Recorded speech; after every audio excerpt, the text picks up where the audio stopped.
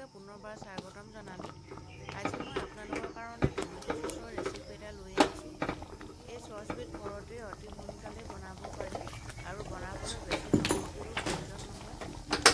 এনেদৰে tomato sauce বনালে খুবেই ধুনীয়া হয়, একেবাৰে বজাৰৰ পৰা কিনি অনা নিচিনাই হয়।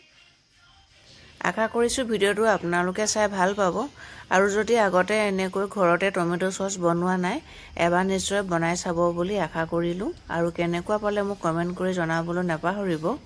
তেনেহ'লে আহকচোন বেছি দেৰি নকৰোঁ, ভিডিঅ'টো আৰম্ভ কৰোঁ। টমেটো চচ বনাবৰ কাৰণে মই 1 কেজি বিলাহী লৈ লৈছোঁ। আপোনালোকে চচ যিমান পৰিমাণৰ বনাব বিচাৰে সিমান পৰিমাণ বিলাহী লৈ ল'ব।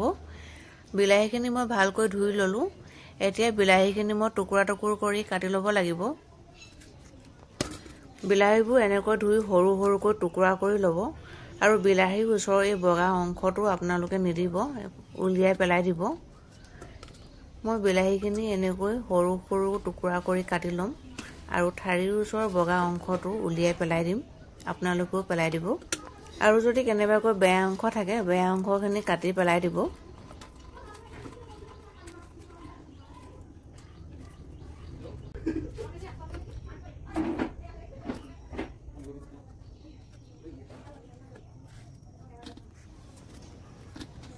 এয়া মই গোটেইখিনি বিলাহী টুকুৰা টুকুৰ কৰি কাটি ল'লোঁ। এতিয়া বিলাহীখিনি আমি সিজাই ল'ব লাগিব। তাৰ বাবে গেছৰ ওপৰত মই এখন কেৰাহী পাতি দিলোঁ আৰু বিলাহীখিনি দি দিছোঁ। এতিয়া লগতে এটা মিডিয়াম চাইজৰ পিঁয়াজ মই এনেকৈ দীঘলে দীঘলে কাটি লৈছোঁ, পিঁয়াজটো দি দিছোঁ। জলকীয়া 3টা দি দিছোঁ। আপোনালোকে যদি জলকীয়া বেছিকৈ খাই ভাল পায় তেনেহ'লে জলকীয়া বেছিকৈ দি দিব পাৰে।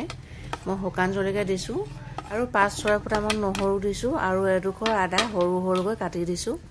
আপোনালোকে যদি নহৰু গোন্ধটো বেয়া পায় তেনেহ'লে নিদিবও পাৰে। আৰু অকণমান পানী দি দিছোঁ। পানী নিদিলেও হয়, যিহেতু বিলাহীখিনি সিজাৰ লগে লগে পানীও ওলাই আহিব, তথাপিও মই পানী অকণমান দি দিছোঁ আৰু গেছৰ ফ্লেমটো হাই কৰি 5 মিনিটমানৰ কাৰণে সিজিবলৈ দিলোঁ। 5 মিনিটৰ পাছত মই আকৌ ঢাকোনখন দাঙি চাই বিলাহীখিনি ভালকৈ এবাৰ লৰাই দিছোঁ। তলৰ ছাইডটো ওপৰলৈ দি দিছোঁ আৰু ওপৰৰ ছাইডটো তললৈ দি দিছোঁ। তেতিয়া বিলাহীখিনি সহজেই সিজি যাব। আকৌ ঢাকোনখন লগাই হাই ফ্লেমতে ৰাখি থৈছোঁ। এয়া অলপ সময় পাছত মই আকৌ ঢাকোনখন দাঙি চাইছোঁ। এয়া দেখিছেনে বিলাহীবোৰ সিজিব ধৰিছে। মই গেছৰ ফ্লেমটো হাই কৰি থৈছোঁ। আকৌ ঢাকোনখন লগাই অলপ সময় সিজিবলৈ দিম।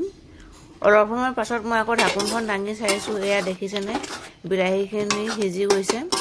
মই হেতাখনেৰে ভালকৈ লৰাই দিছোঁ, ভালকৈ সিজি যাবৰ কাৰণে আৰু সিজাবোৰ ভাঙি যাব তেতিয়া। এয়া দেখিছেনে বিলাহীখিনি আমাৰ প্ৰায় সিজি গ'ল। এতিয়া মই গেছৰ ফ্লেমটো অফ কৰি দিম আৰু বিলাহীখিনি ঠাণ্ডা হোৱালৈ ৱেইট কৰিম। এয়া বিলাহীখিনি ঠাণ্ডা হ'ল। এতিয়া মই মিক্সি বাতি এটাত অলপ অলপকৈ লৈ প্ৰেছ কৰি ল'ম। একেবাৰে স্মুথ প্ৰেছ হোৱালৈ প্ৰেছ কৰি লৈছোঁ। এয়া চাওকচোন মই একেবাৰে স্মুথকৈ প্ৰেছ কৰি ল'লোঁ। এতিয়া এটা বাতি লৈ লৈছোঁ। মই বাতিটোৰ ওপৰতে এখন চেকনি লৈ লৈছোঁ। এতিয়া এইখিনি ভালকৈ চেকি ল'ম। হেতাখনেৰে মই লৰাই লৰাই চেকি লৈছোঁ। এনেকৈ চেকি ল'লে তেতিয়া বিলাহীৰ গুটি বাকলিবোৰ ছেপাৰেট হৈ যাব।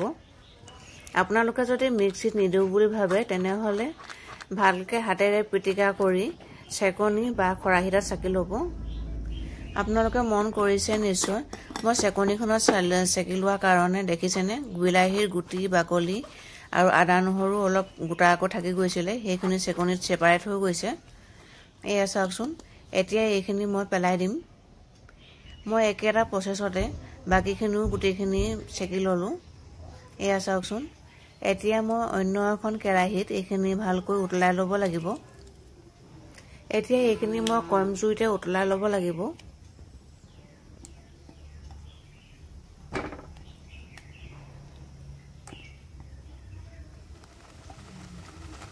এয়া দেখিছে উতলি আহিছে। এতিয়া মই 1 কেজি বিলাহীৰ কাৰণে 200 গ্ৰাম চেনি লৈ লৈছিলোঁ আৰু চেনিখিনি দি দিছোঁ। আপোনালোকে মিঠা যদি কম বেছি পৰিমাণে খাই ভাল পায় তেনেহ'লে নিজৰ হিচাপত লৈ ল'ব। আৰু এখন সৰু চামুচেৰে আধা চামুচ নিমখ দিছোঁ। মিঠা বস্তুত নিমখ দিলে টেষ্টটো বেলেঞ্চ হয়। আৰু এনেকৈ লৰাই আছোঁ। আপোনালোকেও এনেকৈ কম জুইত উতলাই থাকিব আৰু মাজে মাজে লৰাই থাকিব আৰু কাষত যিবিলাক লাগি থাকে সেইবিলাক হেতাখনেৰে এৰুৱাই দিব।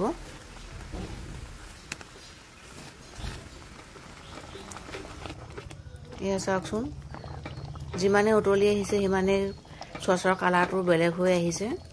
আপোনালোকে যদি চচৰ কালাৰটো ইয়াতকৈ বেছি ডাঠ কৰিব বিচাৰে তেনেহ'লে বিট এটা বেছি বিটৰ ৰস দি দিব পাৰে। আৰু চচখিনি হৈছে নে চাবৰ কাৰণে এখন প্লেটত এনেকৈ দুটোপালমান দি চাব। যদি সহজে নামি আহে তেনেহ'লে আৰু অলপ উতলিবলৈ দিব। এয়া চাওক, মোৰ লাহে লাহে নামি আহিছে, তাৰমানে আমাৰ চচখিনি ৰেডি হৈ গ'ল। এতিয়া মই অলপমান ডালচেনি গুড়ি দি দিছোঁ। আপোনালোকে ইলাচি গুড়ি দিব পাৰে, বা আপোনালোকে যদি ডালচেনি বা ইলাচিৰ গোন্ধ বেয়া পায় তেনেহ'লে নিদিয়াকৈ থ'ব পাৰে। এতিয়া মই চচখিনি বহুত দিন ভালে থাকিবৰ কাৰণে ডাঙৰ চামুচেৰে এচামুচ নেমুৰ ৰস দি দিছোঁ। আকৌ অকণমান উতলাই ল'ম। নেমুৰ ৰসখিনি এনেকৈ চেকি দিছোঁ, তেতিয়া নেমুৰ ৰসত থকা গুটি বাকলিবোৰ থাকি যাব। এয়া চাওক, মোৰ চচখিনি ৰেডি হৈ গ'ল। মই এতিয়া গেছৰ ফ্লেমটো অফ কৰি দিম আৰু অলপ ঠাণ্ডা হোৱাৰ পাছত এয়াৰটাইট কণ্টেইনাৰ এটাত ভৰাই থ'ম। মই কণ্টেইনাৰটো আগতেই ৰ'দত ধুই শুকুৱাই থৈছিলোঁ। আপোনালোকে যিকোনো এয়াৰটাইট কণ্টেইনাৰত ভৰাই থ'ব পাৰে।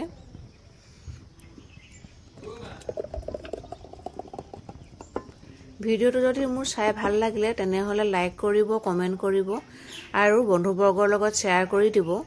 আৰু মোৰ চেনেলটো যদি আপোনালোকে প্ৰথমবাৰলৈ চাইছে তেনেহ'লে নিশ্চয় মোৰ চেনেলটো ছাবস্ক্ৰাইব কৰি দিব আৰু ছাবস্ক্ৰাইব কৰি কাষতে থকা বেলটো টিপি দিব। তেতিয়াহে মোৰ আহিবলগীয়া প্ৰত্যেকটো ভিডিঅ'ৰ নটিফিকেশ্যনবিলাক আপোনালোকে মই ভিডিঅ' আপলোড কৰাৰ লগে লগে পাই যাব। আপোনালোকে মোক ইমান মৰম দিছে, ছাবস্ক্ৰাইবো কৰি দিছে, কমেণ্টো কৰিছে, সেইকাৰণে মোৰ বহুত ভাল লাগিছে। আপোনালোকে এনেকৈ মোক মৰম দি আশীৰ্বাদ দি আগবঢ়াই লৈ যাব বুলি আশা কৰিলোঁ।